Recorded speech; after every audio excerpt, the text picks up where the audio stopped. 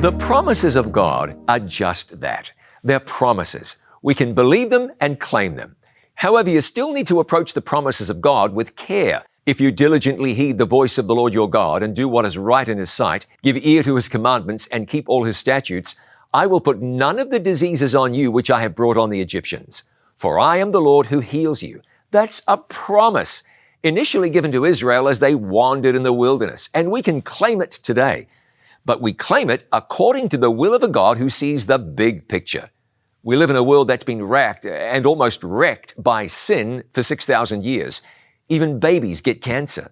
While God still miraculously heals, we trust Him even if things don't work out as we wish. You pray for your sister and she recovers from her stroke. And yet your mother did everything right and died young from a brain tumor. So in that case, what happened to that promise in Exodus 15? Let's remember several things. Someone lives an unhealthy life, you sometimes simply reap what you sow.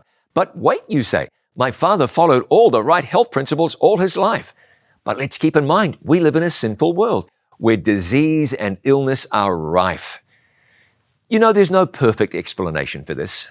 God's promises are sure, but people still die. There's only one antidote for death, and that's the return of Jesus. One day Jesus will return, and when He does, there'll be no more aging, no more sickness, no more death. When Jesus comes back, there'll be no more emergency rooms or ICUs. So let's keep claiming God's promises. He still heals. Ultimate healing will come on the day when Jesus returns.